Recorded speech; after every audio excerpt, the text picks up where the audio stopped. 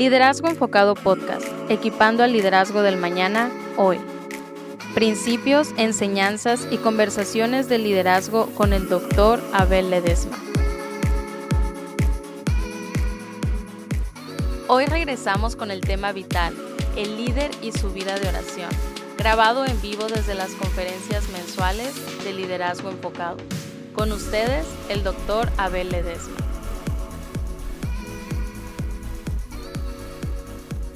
Estamos en este año compartiendo con ustedes la primera epístola a los Timoteos.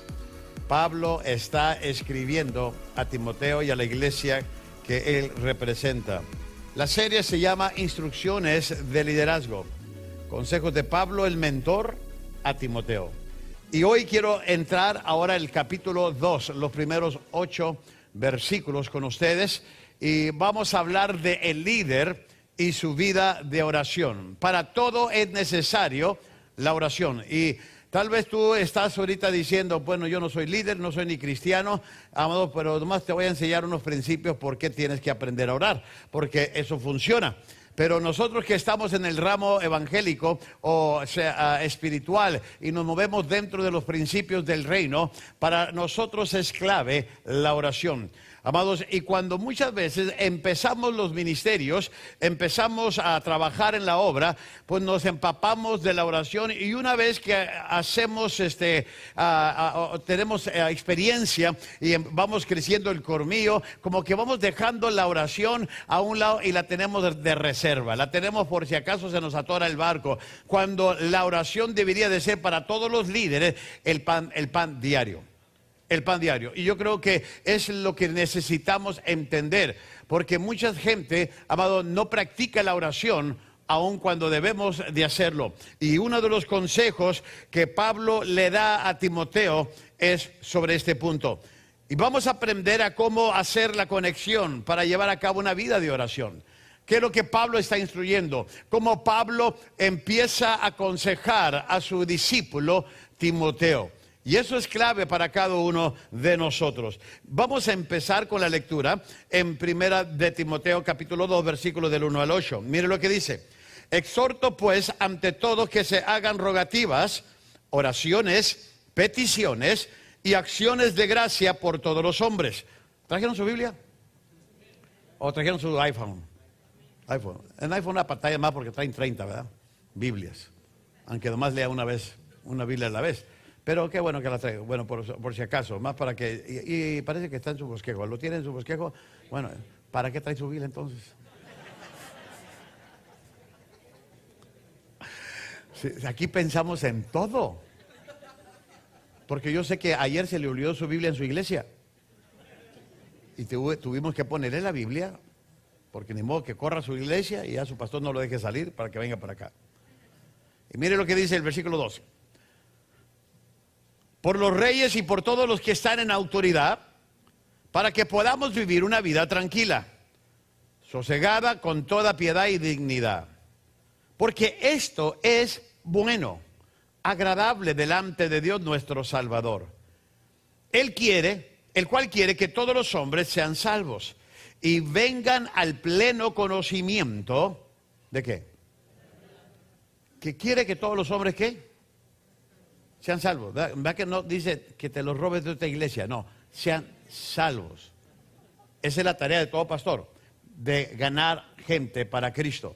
Y luego dice aquí el versículo 5, porque hay un solo Dios y también un solo mediador entre Dios y los hombres, Cristo Jesús, hombre, quien se dio a sí mismo en rescate por todos, testimonio dado a su debido tiempo. Y para esto yo fui constituido predicador y apóstol. Digo la verdad en Cristo. No miento como maestro de los gentiles en fe y verdad. Por consiguiente, quiero que en todo lugar los hombres oren levantando manos santas, sin ira ni discusiones. ¿Cómo puedes contrarrestar todo esto? A través de la oración. ¿Quieres tener manos santas? Órale. ¿Quieres enojarte menos? Órale. ¿Quieres discutir menos? Órale. Y cuando oras más, te enojas menos.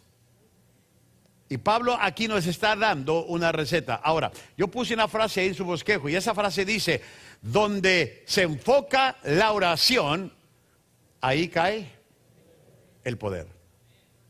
Cuando quieres ver el poder de Dios manifestado en tu vida, en tu ministerio, en tu iglesia, lo que estés haciendo, aún en tu empresa, es tiempo de que empieces a bañar todo lo que te rodea de oración. Porque es importante para cada uno de nosotros todo esto. Hoy vamos a estar considerando, amado, dos características comunes que nos interesan a nosotros como líderes de la oración que hacen la diferencia. Por ejemplo, quiero hablarte, número uno, de la vida de oración personal. Porque cada uno de los que estamos aquí tenemos que darnos a la tarea personalmente hablando de orar, de buscar a Dios. Como líder no nos hace exento de que ya, porque andamos con Dios, porque somos los elegidos, porque somos, amados, los apartados o los llamados, ya no tenemos que orar. Tiene y debe de haber una vida personal de oración. Tienes que tener una agenda de oración.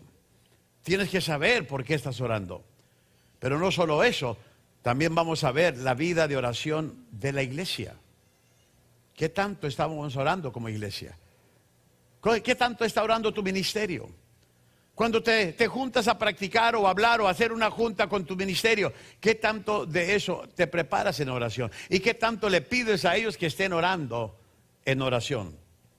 Ahora, aquí hay otra frase, donde dice, la única característica continua que es evidente en la vida de los hombres que han sido usados por Dios.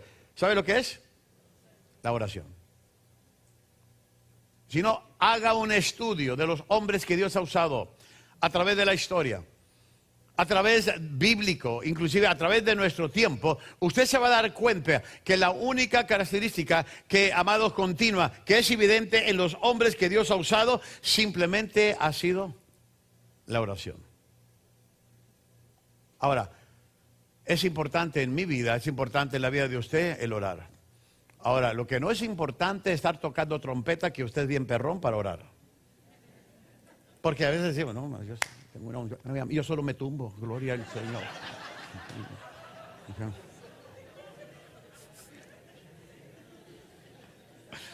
De tan ungido que está, ¿no es cierto? Eso es lo que Dios no lo honra. La gente no tiene que saber que oras, tiene que verlo. Tiene que verlo. Tiene que saber que tú te has apartado de la gente para estar con Dios, porque debes de apartarte de la gente para estar con Dios, y cuando estás con Dios puedes regresar con la gente a hablarles de Dios. Por eso el líder es clave en esto. Les puse en su bosquejo porque yo quería que usted se llevara esto que les voy a leer. Y es algo interesante, porque dije, si se los leo, la única manera de poder hacerlo es que compren el CD, pero les ahorré $20. Ahora vale $5. ¿Okay? Miren lo que dice, el velar por la mañana es esencial. No debes mirar al día hasta que no hayas mirado a Dios. Ni mirar el rostro de otro hasta que no hayas mirado el suyo. No puedes esperar vencer si comienzas el día con tus propias fuerzas. Miren lo que dice aquí. ¿Qué esperanza tienes tú de vencer en el día si no empezaste adecuadamente? Y luego dice, enfréntate con tu labor cotidiana, después de haber pasado unos minutos de meditación a sola con tu Dios. No encuentres a ninguna persona, ni aun a los que habitan bajo tu mismo techo, hasta que no hayas encontrado primero al gran huésped y compañero de honor de tu vida, Cristo Jesús. Encuéntrale a sola, encuéntrale con regularidad, encuéntrale con su libro de consejo delante de ti. Acomete tus deberes diarios con la influencia de su personalidad, controlando por entero todos tus actos. Los hombres que más han hecho por Dios en este mundo se han encontrado muy de mañana sobre sus rodillas. La Biblia contiene la mejor historia de la obra poderosa realizada por la oración. El siervo de Abraham ora y aparece Rebeca, esposa de Isaac. Jacob ora y el ángel de Dios concede su petición, y la venganza de su hermano se cambia en amor fraternal. Moisés ora y los amalecitas son vencidos. Josué ora y el sol se para en su curso. David ora y a Abitofel se mata. Asa ora e Israel gana una victoria gloriosa. Josafat ora y la ira de Dios se cambia en cariño. Elías ora y aparece una pequeña nube y pronto cae la lluvia. Eliseo ora y las aguas del Jordán se dividen. Ora otra vez y un niño muerto vuelve a vivir. Daniel ora y un sueño olvidado le es revelado con su interpretación. Isaías y Ezequías oran y 185,000 asirios mueren. Nehemías ora y el corazón del rey se suaviza. La iglesia ora y Pedro es librado de la cárcel.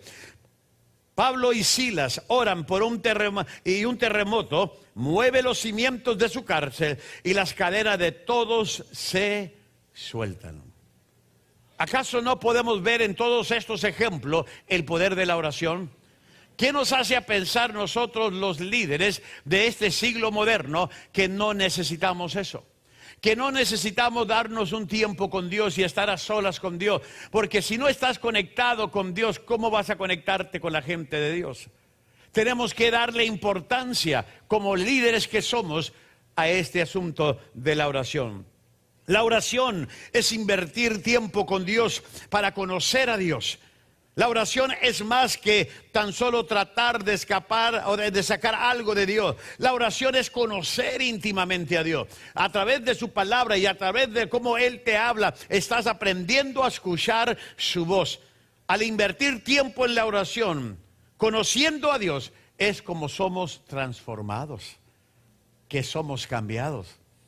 Cuando inviertes tiempo con Dios y cuando empiezas a conocerle, entonces tu vida empieza a transformarse, a crecer, a mejorar.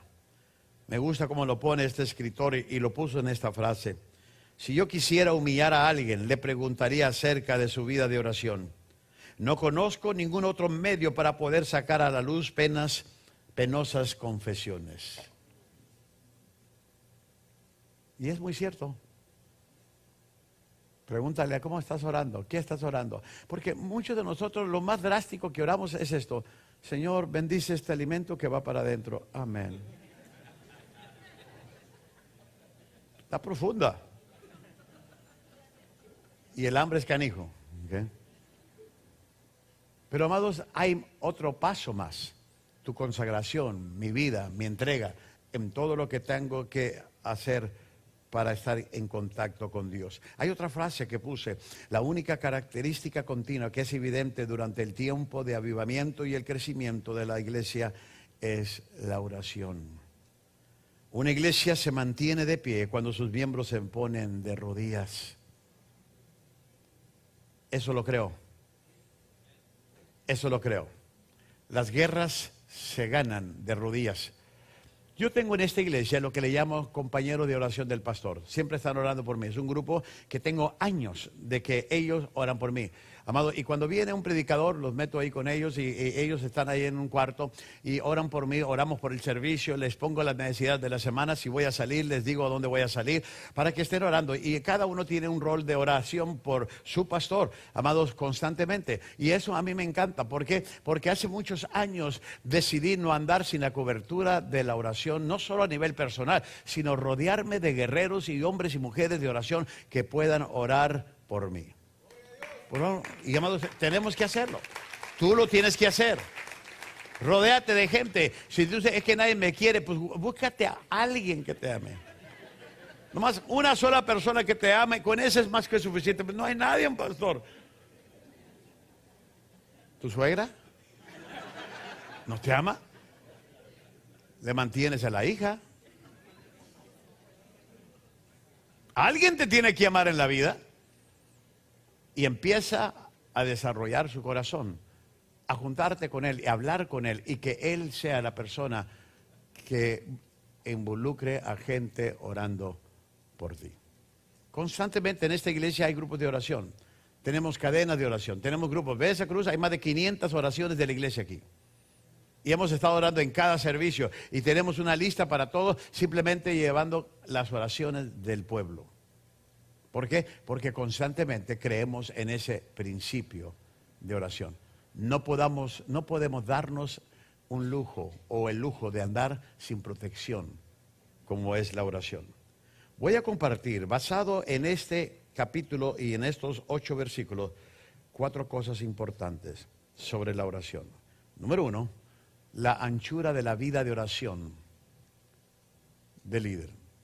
¿Qué tanto se extiende la vida de oración del líder? Mire lo que dice Pablo y cómo se lo aconseja a Timoteo. Exhorto pues ante todo que se hagan, fíjese lo que dice, rogativas, oraciones, peticiones y acciones de gracia por todos los hombres. Ahora, cuando estaba estudiando esta porción bíblica, este versículo simplemente me enseña o me da o me revela 4 palabras, que esas palabras nos enseñan sobre la anchura de la oración que debemos de practicar. La primera palabra que menciona aquí Pablo es rogativas. Esa palabra es interesante, déjeme explicarle. Esta palabra significa una súplica sincera. Cuando vayas a hacer rogativas, que sea una súplica sincera. Y todavía va más profunda esa palabra y la voy a explicar. En el griego, esa palabra significa el sentir una necesidad. El sentir una necesidad. La oración empieza, fíjese, ahí le va. La oración empieza con la convicción de que tenemos una necesidad. Muchos de nosotros, tú dices, pero es que yo no estoy necesitado. No, tu necesidad de Dios, tu necesidad de estar cerca de Él, de escuchar, esa es una necesidad. No tienes que tener una necesidad de problemas, no tienes que tener una necesidad de que te falta el dinero, no tienes que tener una necesidad de que te falta la novia. No, amado, con que tengas una necesidad de, yo necesito estar cerca de Dios. La oración empieza con la necesidad, reconociendo la convicción de que necesitas algo. Pero esta palabra no solo tiene un término religioso. La palabra rogativa no solo tiene un término religioso. Puede ser que se tenga una necesidad y no se acuda a una fuente religiosa para suplir esto. Por ejemplo, tú puedes necesitar dinero para comprar una casa y no vas a ir a los cristianos, aunque muchos de ellos van, pero tú vas a un banco. No necesariamente vas a buscar de una fuente religiosa para poder empezar tu expresión de rogativa. Amados, la gente busca de otras maneras. Esto puede ser un término muy general. Básicamente lo que se está diciendo aquí, cuando Pablo dijo que se hagan rogativa, está diciendo que si vamos a tener una vida efectiva de oración, tenemos que reconocer nuestra necesidad. Tú tienes que reconocer tu necesidad. O nuestra insuficiencia, o nuestra debilidad humana. Porque en el momento que tú puedas, que la puedes hacer sin Dios y sin hablar con Él, ya corres peligro. Corres peligro. Cada vez que te pares en el púlpito, cada vez que buscas o te toca la oportunidad de compartir o hacer algo, es tu necesidad de buscar a Dios. Tu necesidad. Empecé a dar unos devocionales live por Facebook, que esta semana doy el segundo. Y aún para eso, Señor, ¿qué doy? Y mientras estaba orando hace 2 o 3 semanas, porque ya traía la idea, el Señor me dijo, ¿por qué no les hablas sobre el vivir sabiamente? Sobre el orar sabiamente, sobre el testificar sabiamente, sobre el ser maduro sabiamente, sobre el hablar sabiamente, sobre el pensar. Y dije, ok, sí, les voy a hablar. Entonces estoy agarrando cada uno y ahorita estoy como orar sabiamente. Porque a veces oramos en una capirotada que ni a Dios se le antoja. ¿No le ha puesto que usted le dice a un hermano, ore por los alimentos? Señor, te pido por las misiones, te pido por la hermana Teresa, la madre Teresa que ya murió, Señor, por todos los que quedaron huérfanos. Estás orando por los alimentos, no por todo el mundo. Cuando ya estés en misiones, ora por las misiones, pero mientras tanto se va a enfriar la ensalada que tienes enfrente. Y tenemos que saber cómo orar. Y voy a traer devocionales sobre eso. Pero ¿sabe qué? No me confío porque tengo que decirle, Señor, ¿qué hago? ¿Cómo le hago? ¿Qué me revela? ¿Por qué? Porque si yo no hablo con Dios, me voy a detener a muy fácil a lo que sé hacer. Y ese es un peligro. Ese es un peligro para todo líder. Cuando yo fui creado en una iglesia, muchos decían, hermano, no me preparé. Pero a ver qué Dios nos dice. Vamos a cantar otro canto, a ver qué un versículo que me tope por aquí, me brinque.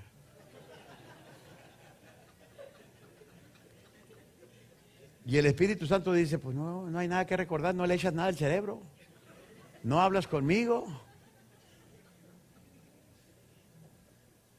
Amados, es mi responsabilidad prepararme. Y para esto, para poder llegar al pueblo, yo tengo que buscar al Dios del pueblo. ¿Qué es lo que Él quiere que le hable?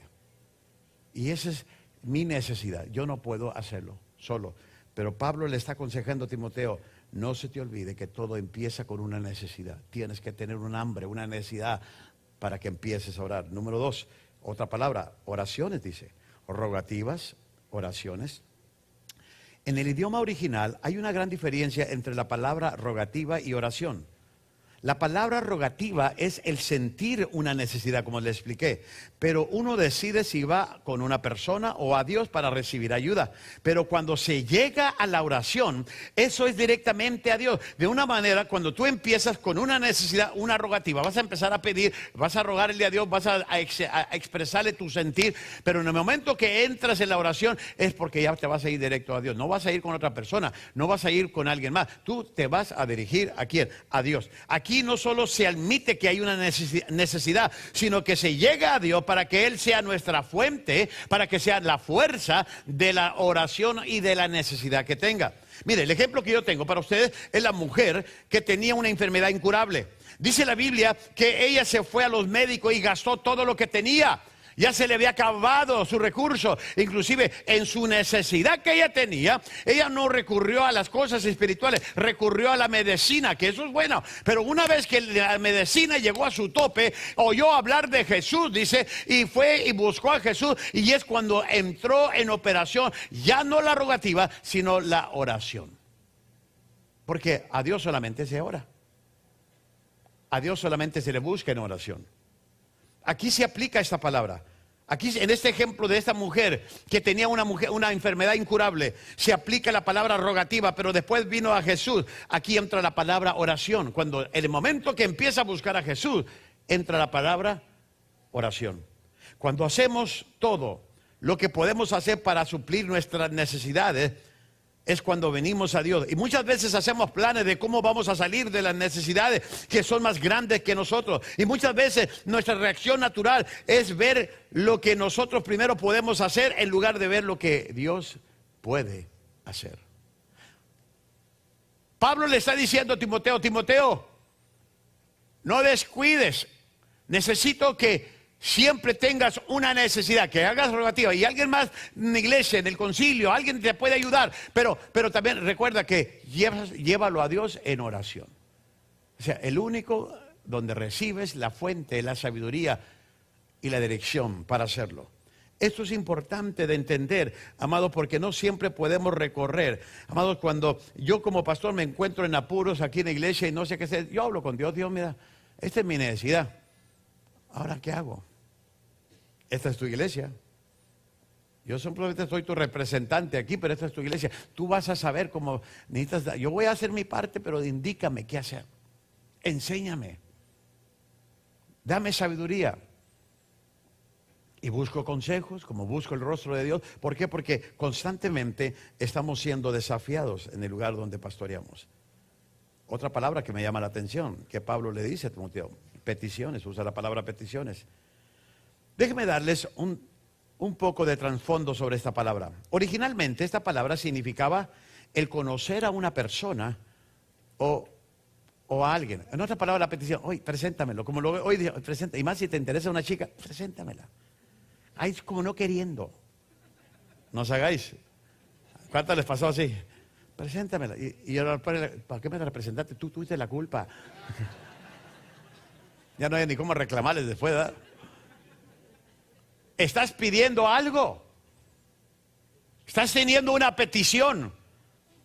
Inclusive, originalmente, eso es lo que era. El conocer a una persona o a alguien. Significaba también un saludo. Te pido que me la saludes. Ahí me lo saludas. Ay, le mandaron saludes. Alguien que pidió salud, que te saludara, es lo que quería decir. O también decía, yo hago una petición o saludo a tal persona. Luego, al ir desarrollándose los tiempos, esta palabra obtuvo otra fase en su significado. También significó el tener una conversación con alguien.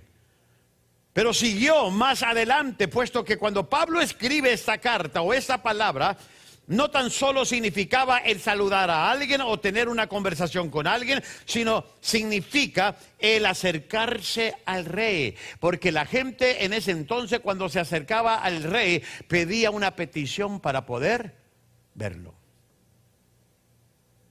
Eso era, pedir una audiencia con el rey. De ahí viene la palabra petición.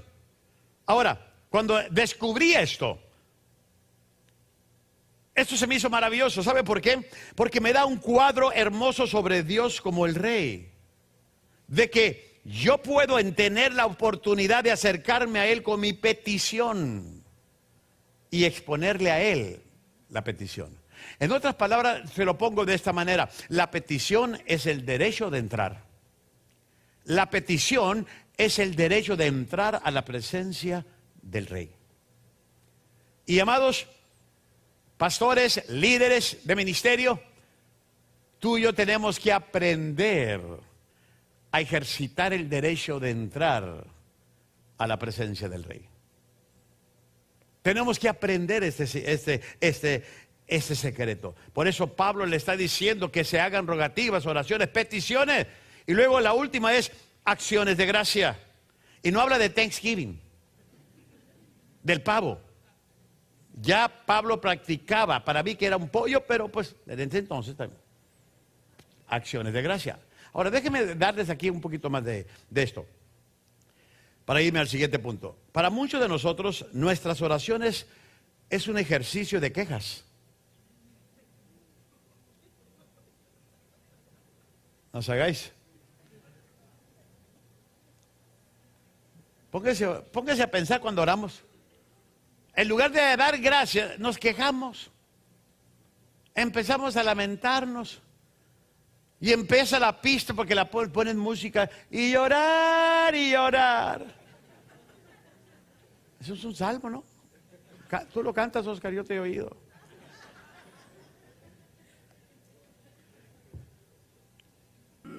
Acciones de gracia no debe de ser que entras a la oración con quejas. Debe ser un ejercicio de agradecimiento. De agradecimiento. Como líder, ¿de qué estás agradecido con Dios? El próximo episodio concluiremos con este tema de liderazgo. Les agradecemos por su apoyo y lealtad a este podcast. Suscríbete y comparte a Liderazgo Enfocado Podcast. Y de igual manera, te animamos a suscribirte a nuestro canal de YouTube. Y por último, visita liderazgoenfocado.com para obtener más información sobre el Dr. Abel Ledesma. Gracias por escuchar el podcast de Liderazgo Enfocado, equipando al liderazgo del mañana, hoy.